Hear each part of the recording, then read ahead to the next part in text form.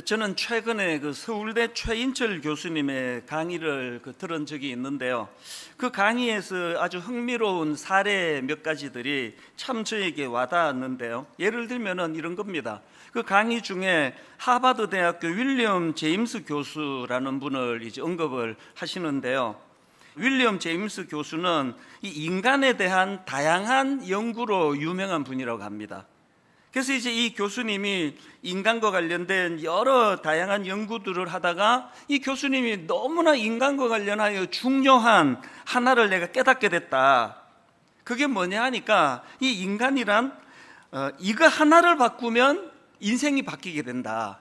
그러니까 이것만 바꾸면 인생이 바뀔 수 있다 하는 이것 하나를 발견했다는 겁니다. 뭘 것 같으세요? 이 하나가 뭘까요? 그래서 제가 화면으로 이 윌리엄 제임스 교수님의 그 말을 이게 띄워 드렸는데요. 저 관로 안에가 뭔지를 한번 스스로 생각해 보시면 좋겠습니다.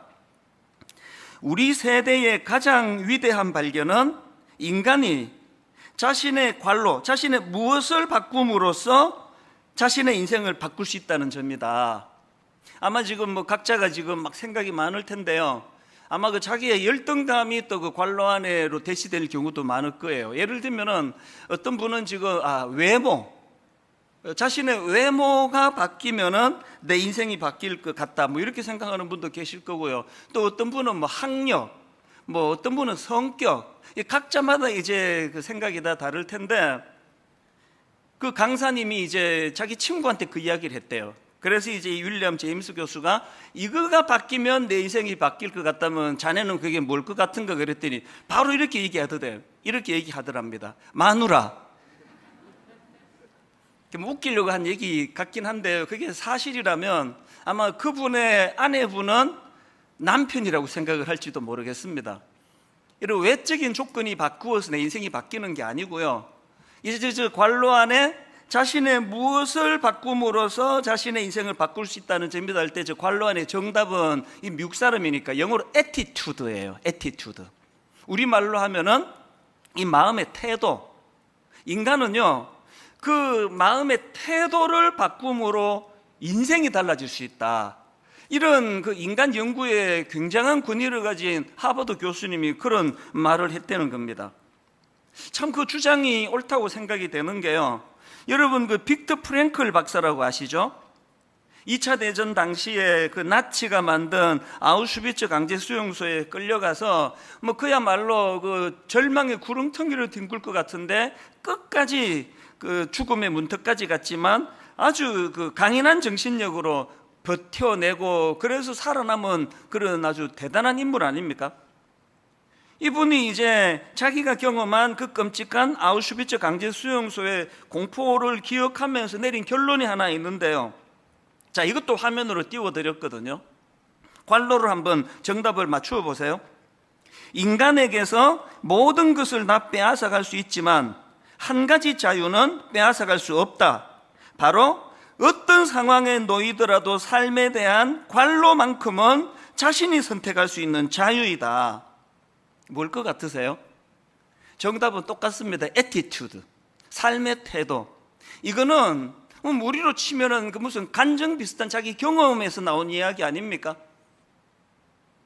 그 히틀러의 나치가 자기의 모든 걸 다 빼앗아 갔습니다. 그래서 자기를 그 수용소에 가두기까지 했는데 모든 걸 다 빼앗아 갈 수 있지만 그 나치가 이런 상황에서도 흔들리지 않는 내 마음의 태도, 이 애티튜드만큼은 그들이 빼앗아 갈 수 없다. 그리고 이것을 뺏기지 않았기 때문에 나는 그 절망의 수용소에서도 희망으로 살아낼 수 있었다. 이게 바로 애티튜드라는 겁니다. 이런 강의를 쭉 하시는 그 교수님이 보니까 그 크리스찬 같으세요. 성경을 가지고 또 설명을 하네요. 우리가 잘 아는 빌립보서 2장 5절 너희 안에 이 마음을 품으라 곧 그리스도 예수의 마음이니 여기 나와 있는 이 마음을 영어 성경으로 보니까 예수 그리스도의 애티튜드라고 그러는데 그래서 제가 강의가 끝나고 막 찾아봤습니다. NIV에 이렇게 돼 있더라고요. Your attitude should be the same as that of Christ Jesus. 우리말 그대로 이 NIV 말씀을 직역하자면 너의 이것이 예수님의 그것과 같아야 된다. 그 너의 이것이 attitude래, attitude. 사람을 대하시는 예수님의 attitude. 십자가를 앞에 놓고 예수님이 가지셨던 attitude. 수많은 군중들이 열광하고 왕을 삼으려고 박수를 칠 때 예수님이 그것을 대하시는 attitude. 우리가 배워야 될 것이 바로 이 예수님의 attitude라는 겁니다. 제가 우리말로 하면은 태도인데요. 이거를 이제 attitude로 좀 계속 쓸 텐데 양해해 주시기 바랍니다. 발음도 안 좋은데 뭐 자꾸 영어 쓰나 하지만 이게 그 뉘앙스가 저에게 와닿아서 그렇습니다. 그래서 저는 이번 여름 내내 이 attitude라는 이 단어를 가지고 참 많이 묵상을 하고 생각을 했고요. 그리고 또 이 attitude라는 단어를 넣어가지고 검색해서 이것과 연관되는 책을 여러 권 주문을 했습니다. 그렇게 구입한 책 중에 김진세 박사님이라는 분이 쓴 그 제목 자체가 attitude예요. 이게 나중에 이제 개정하면서 제목을 바꾼 걸 제가 봤는데요. 저는 예전 책을 중고 서점에서 이제 구입을 했는데 그 책에 보니까 이 attitude는 라틴어 앱투스에서 출발한 단어인데요. 이 앱투스는 준비 혹은 적응 이런 뜻을 가진 단어라는 겁니다. 그러니까 어원적인 의미로 따지자면 이 attitude라는 거는 무엇인가를 행할 준비가 된 상태. 이걸 조금 더 보완한 설명이 칼 융이라는 심리학자가 내린 정의인데요. 자, attitude란 어떤 특정한 방향으로 행동하거나 반응하는 정신의 준비 태세다. 이게 무슨 말인가 하면 그 사람들마다 그 attitude, 그 마음의 태도가 뭐냐면은 어떤 일을 겪든지 어떤 사람을 대하든지 나는 이렇게 반응하기로 준비가 돼 있는 거라는 겁니다.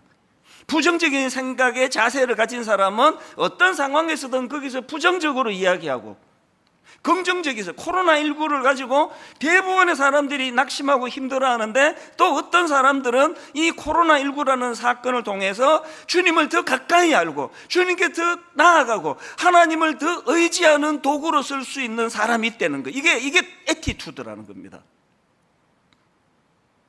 제가 오늘 본문을 이제 그 본문으로 택해서 나누고 싶었던 포인트도 그건데요. 오늘 본문에 보면은 이제 이스라엘 백성들이 홍해를 건너서 광야 생활을 통해 가나안으로 진입하는 그 여정길에 이제 홍해를 건너고 제일 첫 번째 사건입니다.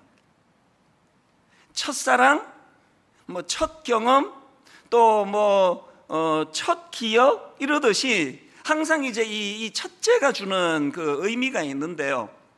지금 이스라엘 백성들이 하나님 은혜로 홍해를 건너 이스라엘 그 광야를 배회하는데 첫 번째 경험이 오늘 본문에 나오는 마라의 썬물입니다. 그 광야를 배회하다가 막 목이 타들어가는데 갈증을 느끼는데 물이 있어서 보니까 이게 썬물이에요. 마실 수 없는 물입니다. 그래서 이제 너무 괴로워하고 있으니까 하나님께서 그 썬물을 단물로 바꾸어 주셨다. 그리고는 나는 너희들을 치료하는 여호와다 이렇게 말씀하셨다는 간단한 내용인데요. 여기에 굉장히 중요한 메시지들이 많이 담겨 있다는 겁니다. 이 마라의 썬물을 어떤 의미를 부여할 수 있느냐 하면 어떤 사람은 그 광야 생활 가운데 그 썬물을 단물로 바꾸시는 여호와 하나님이 이제 그것을 통해서 이 광야에 결핍된 수많은 여정길 가운데 나는 이것들을 이 결핍을 채워주는 전능자 하나님이다. 이 메시지를 던져주신 그런 의미를 갖고 있다. 이렇게 해석해도 맞고요. 그런가 하면 이제 하나님께서 그 썬물을 단물로 바꾸시고 나는 그 치료하는 여호와다. 그래서 우리 내면의 상처와 상함이 광야길 가운데 많이 생길 텐데 그럴 때 치료자 되시는 하나님을 의지해야 된다. 이런 메시지로 우리는 이거 해석할 수 있다. 그래도 맞는 얘기고요. 다 맞는 얘기예요. 그런데 이걸 좀 더 큰 그림으로 포괄적으로 이 그림을 찾아서 여기서 교훈을 찾자면 어떤 메시지를 얻을 수 있을까 이런 생각을 하면서 보니까 제가 그 24절이 눈에 띄는 겁니다. 본문 23절을 다시 한번 보세요. 마라에 이르렀더니 그곳 물이 써서 마시지 못하겠으므로 그 이름을 마라라 하였더라. 백성이 모세에게 원망하여 이르되, 그러니까 여러분 이 이스라엘 백성들이 광야길 제일 먼저 경험한 건 마라의 썬물이고요. 그 마라의 썬물에 대하여 그들이 보인 제일 광야에서의 제일 첫 번째 반응은 불평입니다. 원망입니다. 이게 왜 의미가 있느냐 하면은 그렇게 불평하고 원망했을 때 하나님께서 썬물을 단물로 바꾸어 주시고 나는 너희들을 치료하는 여호와라는 놀라운 그런 기적적인 말씀을 주셨고요. 그리고 바로 그 사건 다음에 나오는 것이 되게 유명한 엘림 동산 이런 이야기 지금도 아마 그 고유명소로 많이 쓰는 것을 볼 수 있는데요. 엘림 이 물샘 열둘과 종려나무 이런 그루가 있는 풍성한 엘림. 지금도요 교회에서 무슨 이름을 지을 때는 우리처럼 가평 우리 마을 이렇게 촌스럽게 안 짓습니다. 엘림 동산. 이게 뭘 의미합니까? 풍성, 풍요. 저 이스라엘 백성들이 그 엘림을 경험한 겁니다. 그리고는 바로 그 다음 16장에서 그 내용을 다루는데요. 자, 1절과 2절을 보십시오. 이스라엘 자손의 온 회중이 엘림에서 떠나 엘림과 시내산 사이에 있는 신광야에 이르니 애굽에서 나온 후 첫째 달 15일이라 이스라엘 자손 온 회중이 그 광야에서 모세와 아론을 원망하여 치료하신 하나님, 그 썬물을 단물로 바꾸시는 능력의 하나님, 그리고 그들을 엘림으로 인도하시는 그 하나님의 능력을 지금 경험했는데 나오는 패턴은 똑같아요. 이스라엘 자손 온 회중이 그 광야에서 모세와 아론을 원망하여. 이것이 광야 생활 내내 보여주는 이스라엘 백성들의 삶의 그 패턴 아닙니까? 그래서 여러분, 아까 제가 애티튜드란 어떤 특정한 방향으로 행동하거나 반응하는 정신의 준비 상태다, 준비 태세다 이런 말씀을 드렸는데요. 지금 오랜 애굽에서의 노예 생활로 인해 가지고 그들에게 어떤 잘못된 애티튜드가 들어온 겁니까? 상황이 주어지면 불평하는 거예요. 상황이 주어지면 원망하는 거예요. 이런 노예 근성이 그들 안에 있는 이 상황이기 때문에 하나님께서는 그 광야에서 일어나는 모든 일들마다 그것을 해결해 주시는 과정에서 하나님을 통해 그들 안에 있는 이 잘못된 애티튜드, 잘못된 삶의 태도, 이걸 교정해 나가시기 원하는 곳이 광야라는 것입니다.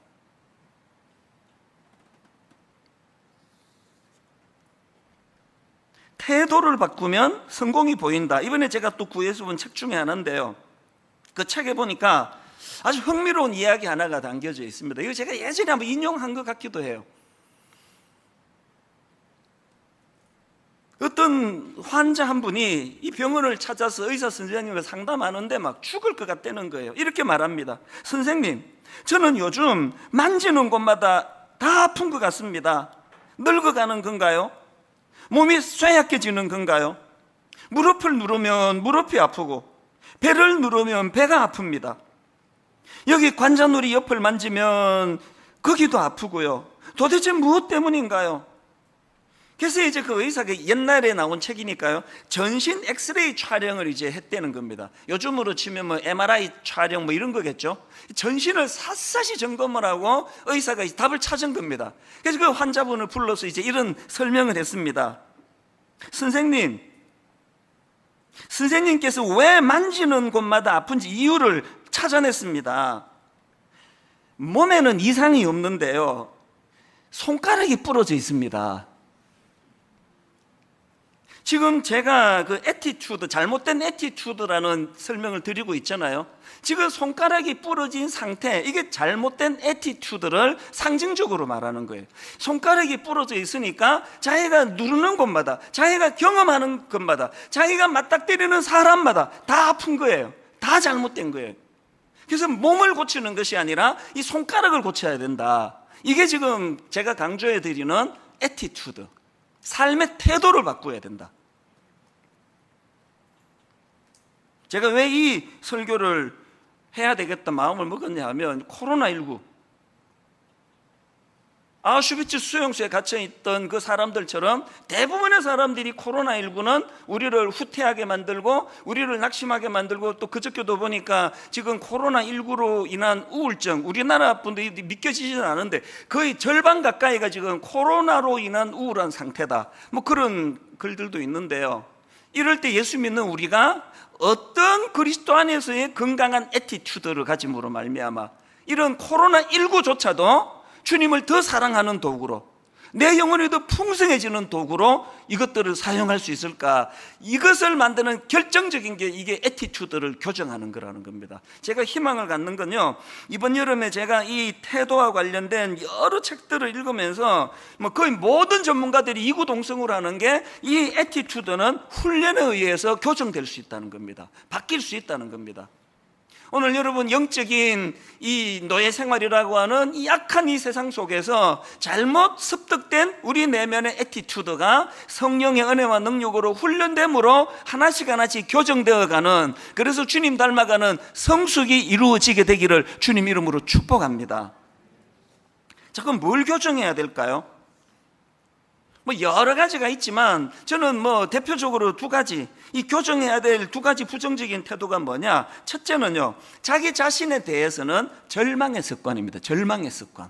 이 절망의 습관, 여러분이 너무나 잘 아시는 이제 가나안 정복을 코앞에 두고 가데스 바네아에서 12명의 정탐꾼을 현지를 둘러보고 왔더니 딱 10대 2로 10명의 정탐꾼의 그 보고가 이렇습니다. 민수기 13장 32절 33절, 이스라엘 자손 앞에서 그 정탐한 땅을 악평하여 이르되 우리가 두루 다니며 정탐한 땅은 그 거주민을 삼키는 땅이요 거기서 본 모든 백성은 신장이 장대한 자들이며 거기서 네피림 후손이 아낙 자손이 그인들을 보았나니 우리는 스스로 보기에도, 이 중요합니다, 스스로 보기에도 메뚜기 같으니 그들이 보기에도 그와 같았을 것이니, 이 원리를 아셔야 됩니다. 내가 나를 메뚜기처럼 보면 그들도 나를 그렇게 본다는 거예요. 내가 나를 초라하게 인식하면 그들도 나를 초라한 인간으로 낙인 찍는다는 사실이에요. 지금 광야 생활을 그렇게 오래 배회했으면서 그들 내면에 아까 제가 그 애티튜드에 대한 그 정의를 해드렸잖아요. 애티튜드란 어떤 특정한 방향으로 행동하거나 반응하는 정신의 준비태세다. 이미 그들은 난 메뚜기다, 난 보잘것없다, 우리는 비참한 인생이다. 그래서 뭘 보고 오든지 간에 그들 앞에 우리는 메뚜기 같은 존재다라고 대답할 준비가 되어 있으니까 그것만 보이는 거예요. 똑같은 것을 보고 온 그 두 사람 있잖아요. 요수아와 갈렙. 똑같은 것을 봤는데 그 장대한 사람들을 보고 그도 우리 밥이다, 우리 그도 이길 수 있다, 이게 애티튜드라는 거예요. 여러분이 보여지는 사물은 어떤 것들이세요? 막 온 사물이 다 시뻘겋게 보이세요? 시퍼렇게 보이세요? 노랗게 보이세요? 그 색깔 안경을 끼고 있어서 그런 거예요. 성령의 안경으로 바꾸게 되시기를 바랍니다. 안경을 바꾸시면 보는 바탕 색깔이 달라질 수 있다는 그 이야기거든요. 저는 이런 점에서 자기 자신에 대해서는 이 절망의 습관이라는 이 표현을 썼는데요. 여러분, 그 요한복음 5장에 보면은 예수님께서 38년 된 병자를 고쳐주시는 내용이 나오지 않습니까? 그런데 그 과정에서 예수님이 참 이상한 질문을, 뻔한 질문을 던지십니다. 요한복음 5장 6절, 예수께서 그 누운 것을 보시고 병이 벌써 오래된 줄 아시고 이르시되 네가 낫고자 하느냐? 한 3일 굶은 사람한테 배고프세요? 이렇게 물으면 그 신뢰 아닙니까? 38년 동안 너무너무 사모했지만 병을 고칠 수 없어 낙심해 있는 이분한테 주님이 네가 낫고자 하느냐? 왜 이런 당연한 뻔한 질문을 하셨을까? 그런데요, 저는 이 예수님의 질문의 의도를 이 환자의 답 속에서 찾습니다. 네가 낫고자 하느냐 물었더니 7절에 병자가 대답하되 주여 물이 움직일 때에 나를 못에 넣어주는 사람이 없어 내가 가는 동안에 다른 사람이 먼저 내려가나이다. 지금 예수님이 물은 거 네가 낫고자 하느냐예요. 그러면 이런 나쁜 습관이, 나쁜 애티튜드가 없는 사람이면 그도절미하고 네, 낫고 싶습니다, 그게 내 소원입니다, 그래야 되는 거 아닙니까? 이 38년 된 병자의 가슴 깊이 뿌리 내리고 있는 자신에 대한 절망의 습관이에요. 예수님은 이걸 물으셨는데 답은 저거예요. 왜? 아까 그 애티튜드 나왔잖아요. 뭐라고 묻든지 간에 자기 마음에는 세상에 대해서는 원망과 불평이고 자기 자신에 대한 비참한 절망이거든요. 이런 이유 때문에 내가 아직도 이러고 살고 있습니다.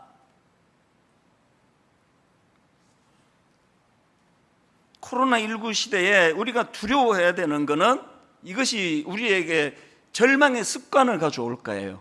온 이야기가 다 절망적인 얘기니까요. 저는 오늘 성령님이 저와 여러분 심령 속에 이 강력한 질문 하나가 던져지기를 원합니다. 네가 낫고자 하느냐?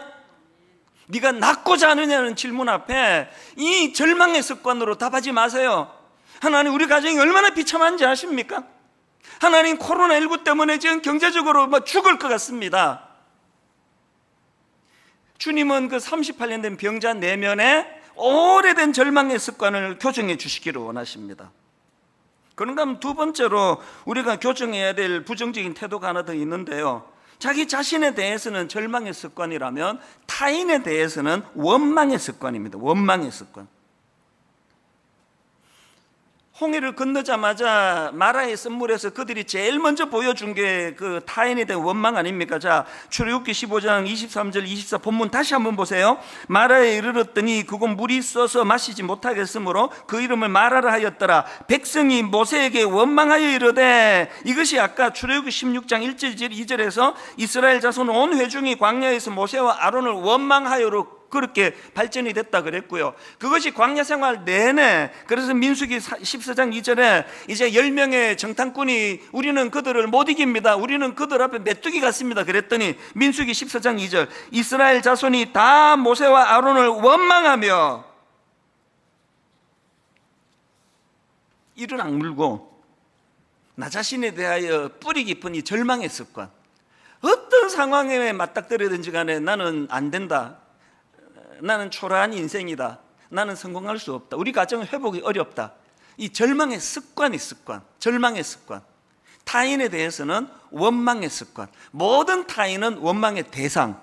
이것들을 어떻게든 주님 앞에 주님 이름으로 이것들을 교정해 나가야지만 우리 안에 있는 어두움이 거두어지고 하나님이 주시는 밝음으로, 희망으로 회복이 될 수 있다는 겁니다. 이런 차원에서 저는요, 이 나쁜 태도, 이 나쁜 애티튜드, 이것들을 이제 바꾸어 나가는 훈련을 해 나가야 된다고 보는데요. 그래서 저는 이제 우리가 해 나가야 될 이 훈련의 의미를 가지고 이것들을 풀어 나가기를 원합니다. 우리가 이제 오늘 설교 제목도 그렇고 이 광야라는 거는 이 태도 바꾸기 훈련의 장소다 그랬는데, 이 태도 바꾸기 훈련이란 무슨 의미를 가지고 있는 건가? 두 가지로 정리를 해 드릴게요. 첫째로요, 태도 바꾸기 훈련이 뭐냐? 생각의 여백을 갖는 훈련입니다. 생각의 여백을 갖는 훈련. 이게 뭔지를 설명을 안 들으면 이 내용을 파악하기가 어려운데 설명을 해드릴게요. 아까 그 빅터 프랭클 박사 이야기 해드렸잖아요.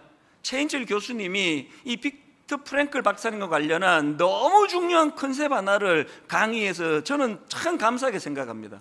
빅터 프랭클 박사가 주창한 그 개념 중에 자극과 반응 사이의 공간, 다시요, 자극과 반응 사이의 공간, 이런 개념을 설명하는데요. 이게 뭘 말하는가 하면은, 이 빅터 프랭클 박사가 아우슈비츠 강제 수용소에서 이제 관찰하면서 보니까 너무나 희한한 거예요.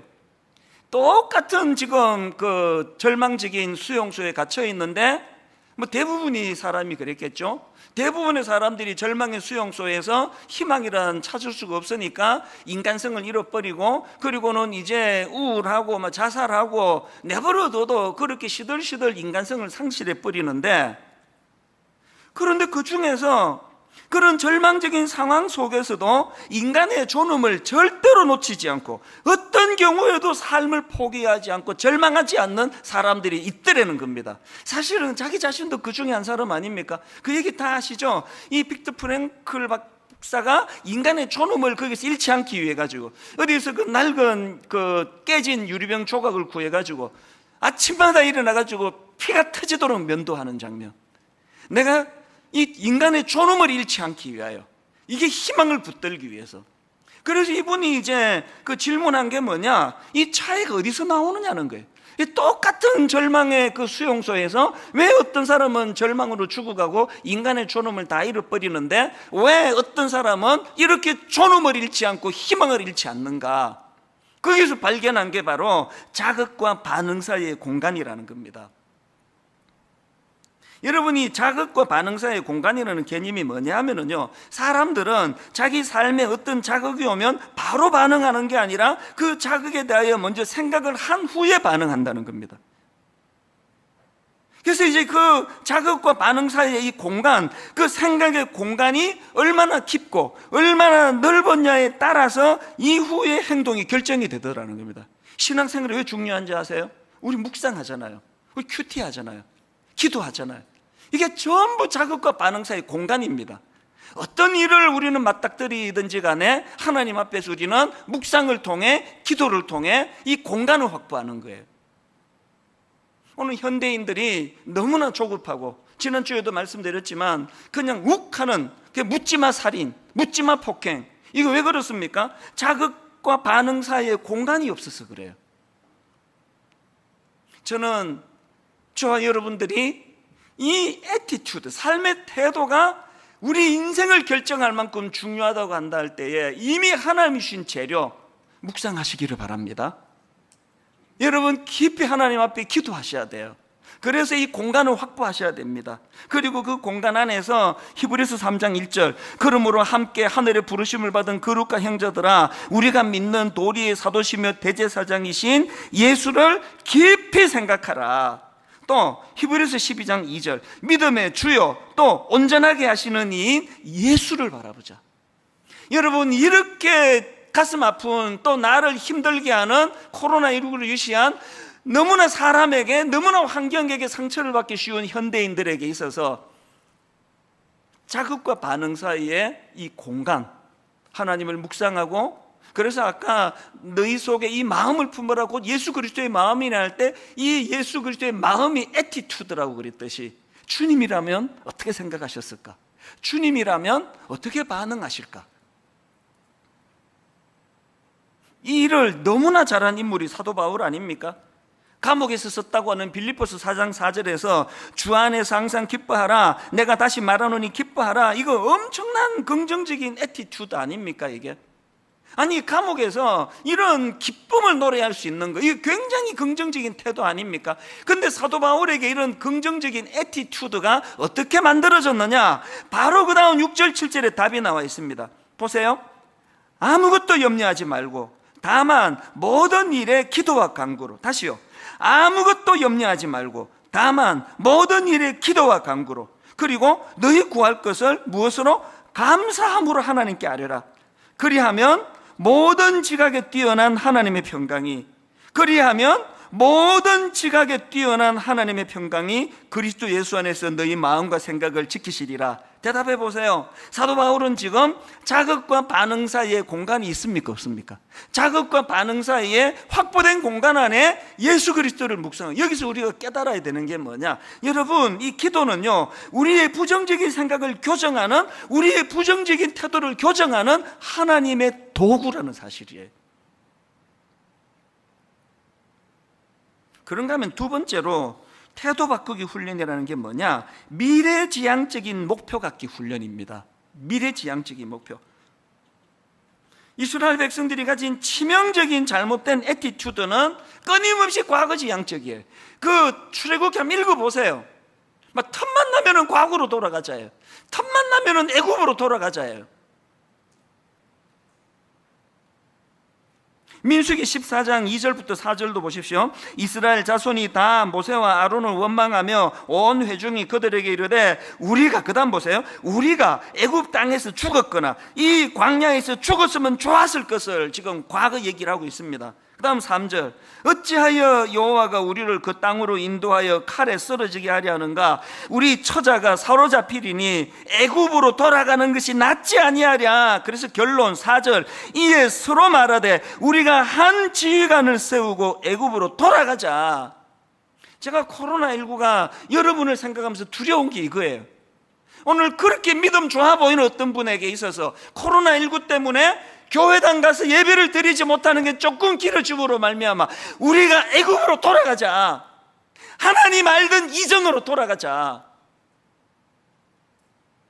오늘 우리가 하나님 앞에 이 애티튜드, 이게 내 인생을 결정한다고 한다면 하나님 오늘 이 상황들이 재료가 되어서 미래지향적인 인물이 되기를 원합니다. 그래서 여러분 지금과 같은 때는요, 빌립보서 3장 13절 14절을 묵상하셔야 됩니다. 형제들아, 나는 아직 내가 잡은 줄 여기지 아니하고 오직 한 일, 즉 뒤에 있는 것은 잊어버리고 앞에 있는 것을 잡으려고 표대를 향하여 그리스도 예수 안에서 하나님이 위에서 부르신 부름의 상을 위하여 달려가노라. 세 번역으로 14절 끝부분을 보니까 목표점을 바라보고 달려가고 있습니다. 한 2주 전서부터 제 마음에 막 춤을 추면서 상상하는 게 하나 있습니다. 그랬더니 그저께부터 또 막 뉴스가 더 이거를 더 저를 자극을 시키는데요. 뭐냐 하니까 요즘에 저는 이제 새벽에 말씀 묵상을 막 머리에 집어넣고 1시간 한 20분 정도 빠른 걸음으로 한 10,000보씩 걷거든요.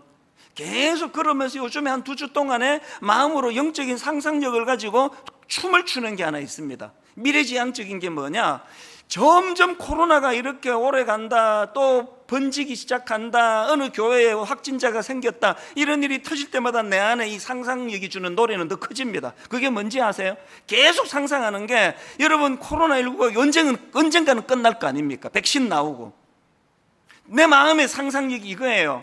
어느 날 국가적으로 국민 여러분, 드디어 코로나19가 종식되었습니다, 이렇게 선언되는 바로 그 다음 주일날 전 교회적으로 모여 축제 같은 예배를 드리는 꿈을 꾸기 시작했습니다. 너무 가슴이 벅찬 거예요. 막 마스크 다 벗어 던져버리고 막 답답해 힘드시잖아요. 그리고 막 이게 드문드문 앉아있으니 이게 무슨 재미예요. 막 옛날처럼 막 더운데 막 딱딱 들어붙고 앉고 막 인사하다가 침 막 튀고, 저는 막 거룩한 침이 막 여기저기서 터져 나오는 그날을 꿈꾸고 있습니다. 내 침이 저분에게 튀고 저분의 침이 내게 튀어도 해를 주지 않은 막 그 상상을 해요. 그래서 이제 코로나19가 종식되었습니다라는 국가적인 선포가 있고 난 바로 그 다음 주일 예배가 한 번도 드려보지 못한 가슴 벅찬 예배가 되기를 꿈꾸고 있습니다. 같이 꾸십시다. 마음껏 내 교회로 달려갈 수 있고, 누구에게도 주저하지 않고 무슨 이야기든 침튀가면서 할 수 있고, 껴안아줄 수 있고, 축복할 수 있고, 눈물을 닦아줄 수 있고, 한 2주 동안에 제 마음에 너무너무 기쁨을 줍니다. 아침에 저는요, 여름이 너무 좋거든요. 딱 하나라 그래, 이유 2가지라 그랬는데 수박은 원래 맛이 없어가지고 별로 기대가 안 되고요. 나는 이 새벽에 여름 아침이 길어서 너무 좋아요. 이제 그 하지를 중심으로 요즘에 해가 조금씩 이제 짧아지는 게 너무 아까워요. 지금 그 이른 새벽에 막 빠르게 걸으면서 꿈을 꾸는 겁니다. 상상하는 겁니다. 표대를 향하여. 아까 일부 시간에요, 아침 7시 예배 아닙니까? 성도님들하고 이제 설교 말미로 이 찬양을 부르는데요, 주님 다시 오실 때까지 나는 이 길을 가리라. 현실은 너무 좁은 문입니다. 현실은 너무 좁은 길입니다. 십자가 져야 됩니다. 그런데 우리가 꾸는 꿈, 나의 가는 이 길 끝에서 나는 주님을 보리라. 주님 다시 오실 때까지 나는 일어나 달려가리라. 아까 일부 시간에 이 찬양을 부르는데요, 막 하나님이 은혜를 주셨는지 마스크 쓰고 막 이렇게 막 드문드문 앉아 계시는 분이 막 눈물로 이 찬양을 부르는데 막 너무 가슴이 뜨거워지는 겁니다. 결론을 이렇게 맺기를 원합니다. 이것도 최근에 제가 구입한 책에서 나온 시인데요, 태도를 바꾸면 성공이 보인다. 이 시 읽어드리고 오늘 말씀을 정말 가슴 벅차게 마무리하기를 원합니다. 내용을 화면으로 올려드렸습니다. 이 배는 동쪽으로, 저 배는 서쪽으로 갈세. 똑같은 바람이 불어오느나, 그러나 배가 어디로 가는지는 바람이 아니라, 그러나 배가 어디로 가는지는 바람이 아니라 돛의 방향에 달렸나니, 인생의 항로에 폭풍이 몰려와도 우리의 갈 곳을 결정하는 이는 우리 마음의 방향임에 폭풍이나 삶의 싸움이 아니어라. 오늘 여러분, 너무너무 기대감을 가지고 가정을 출발했다가 그 상대방에게 상상할 수 없는 아픔을 경험하신 분, 꿈을 가지고 시작한 그 사업에 폭풍이 몰려와 어려움에 빠져 계시는 분, 건강을 다치신 분, 배가 어디로 가는지는 바람이 아니라 돛의 방향에 달렸나니, 성령님이 주시는 예수 그리스도를 닮은 태도를 회복하심으로 말미암아 모든 전문가들이 얘기하잖아요. 환경이 아니라 그 환경을 대하는 그 사람의 애티튜드, 그 사람의 태도가 그 사람의 행복을 결정한다. 예수 믿는 저와 여러분은 태풍이 없는 인생이라서 행복한 것이 아니라, 배가 어디로 가는지는 바람이 아니라 돛의 방향에 달렸나니, 더 많은 광풍으로 힘들어하시는 분이 계시다면 그 돛의 방향을 정해주시는 하나님 은혜로 더 많은 활력이 여러분 삶 속에, 여러분 가정에 부어지게 되기를 주님 이름으로 축원합니다. 오늘 말씀을 기억하시면서 유난히 더 사모하는 마음으로 우리 이 찬양을 주님께 불러드리면 좋겠습니다. 주님 다시 오실 때까지 나는 이 길을 가리라. 하나님, 현실은 좁은 문, 좁은 길, 십자가 없이 갈 수 없는 고난의 길이고 막막한 길이지만, 그러나 우리는 그 이스라엘 백성들처럼 과거지향적인 애굽을 그리워하는 사람 아닙니다. 우리는 나의 가는 이 길 끝에서 주님을 볼 기대, 그래서 주님 다시 오실 때까지 미래를 향하여, 하나님 나라를 향하여 나는 일어나 달려가리라. 주의 영광 온 땅 덮을 때 나는 일어나 노래하리.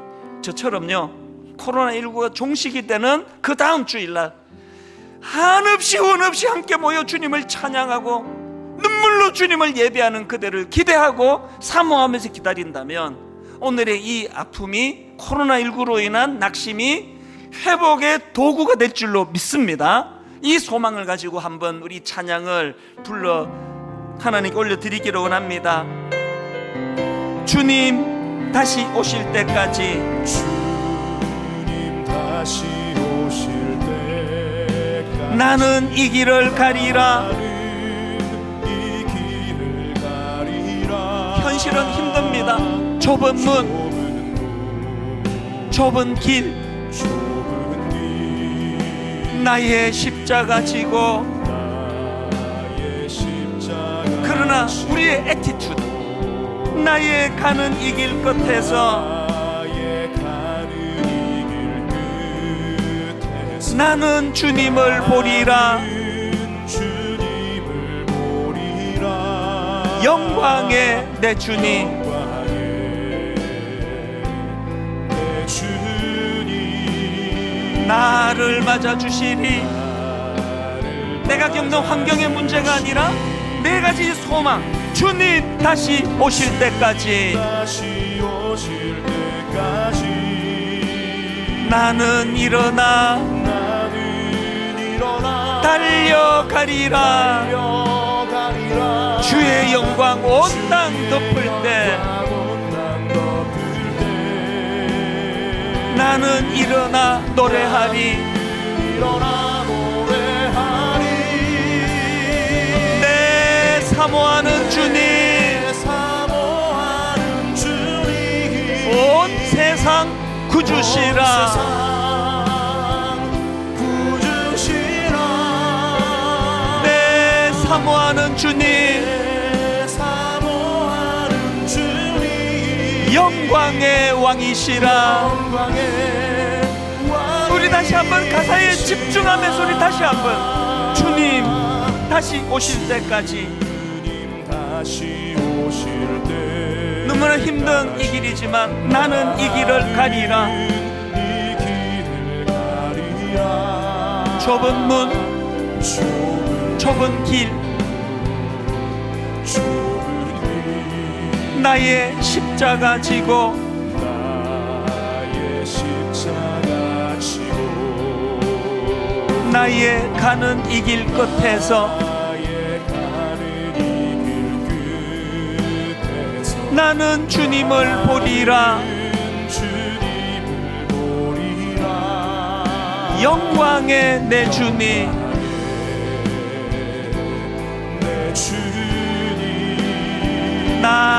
맞아 주시리. 나를 맞아주시리. 선포하십시오. 주님 다시 오실 때까지 다시 오실 사도 바울과 같이 미래를 향하여, 앞을 향하여 나는 일어나 달려가리라. 어떤 것도 나를 멈추게 할 수 없습니다. 주의 영광 온 땅 덮을 때 나는 일어나 노래하리. 위축되지 아니하고 선포하기 원합니다. 내 사모하는 주님, 온 세상 구주시라.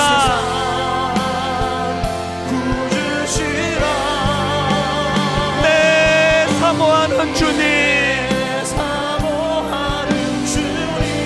영광의 왕이시라. 우리가 자리에서 일어나셔서 후렴부터 주님 다시 오실 때까지 나는 일어나 달려가리라. 현실된 위축된 것들 다 떨쳐버리고 주의 영광 온 땅 덮을 때 나는 일어나 노래하리. 여러분 마음껏 주님을 소리쳐 외칩니다.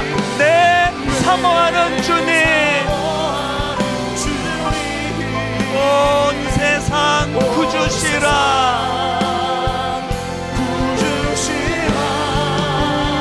내 사모하는 주님, 영광의 왕이시라. 우리 마지막으로 한 번 더 후렴부터 이렇게 선포합니다. 주님 다시 오실 때까지 상황에 위축되지 아니하고 나는 일어나 달려가리라. 상황에 위축되지 아니하고 주의 영광 온 땅 덮을 때 나는 일어나 노래하리. 내 사모하는 주님, 온 세상 구주시라.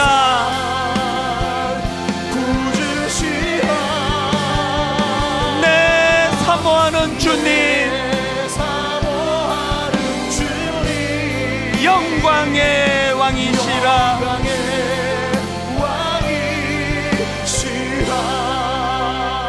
맨 마지막에 읽어드린 이 시 하나 붙들고 하나님 이름으로 선포하며 달려가기 원하는데요, 이 배는 동쪽으로 저 배는 서쪽으로 갈새 똑같은 바람이 불어오느나 그러나 배가 어디로 가는지는 바람이 아니라 돛의 방향에 달렸나니.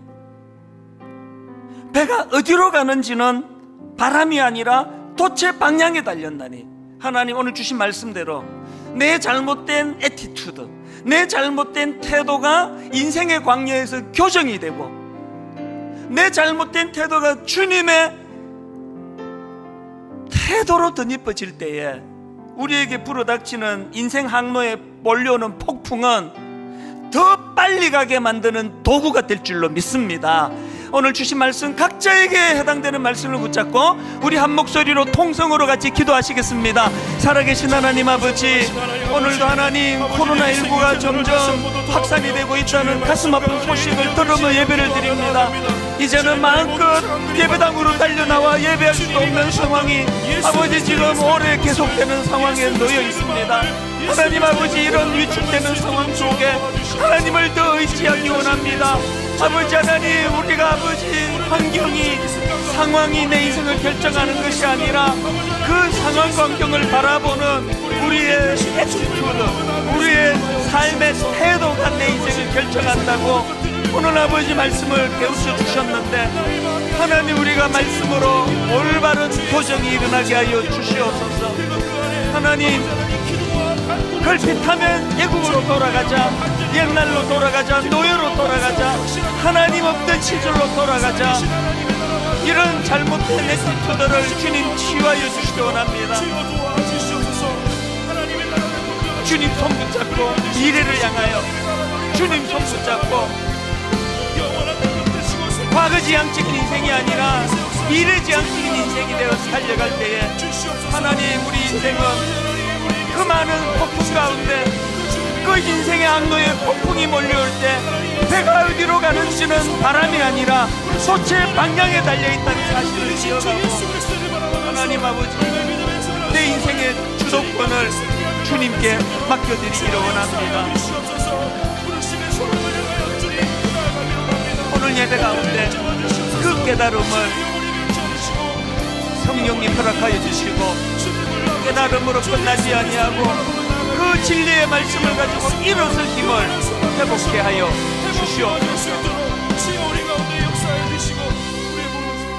하나님 아버지, 38년 된 병자의 모습이 딱 오늘 우리의 모습인 것을 고백합니다. 오랜 누적된 낙심 속에, 지침 속에 절망의 습관이 자리 잡고 있습니다. 그래서 주님, 이 예배 가운데 한 말씀이 필요합니다. 네가 낫고자 하느냐? 주님의 그 말씀 앞에 절망의 습관에 져라 이것도 문제고 저것도 문제고 저 산호도 나 도와주지 않는 원망과 불평으로 답하는 것이 아니라 거두절미하고, 주님, 낫기를 원합니다. 주님, 나을 수 있음을 고백합니다. 우리의 절망의 습관을 떨어뜨리는 그 고백을 주님께 올려드리기를 원하고, 치유자 되시는 예수 그리스도를 맛보아 알고 경험으로 아는 그런 놀라운 믿음을 허락하여 주시옵소서. 배가 어디로 가는지는 바람이 아니라 돛의 방향에 달렸다고 한다면, 주님, 우리 돛의 방향을 좌지우지하시는 주인이 되어 주시기를 원합니다. 주님이 우리 돛을 이리저리 방향을 교정하시는 주인이 되어 주실 줄 믿고, 그분께 내 인생을 맡겨드릴 때 내 인생에 맞닥뜨린 이 항로, 인생의 항로에 폭풍이 몰려치는 이 여러 가지 어려운 것들이 오히려 이 풍랑 인연하에서 더 빨리 갑니다. 그렇게 고백하는 놀라운 주님의 반전의 도구가 될 줄 믿사오니 그렇게 인도하여 주시옵소서.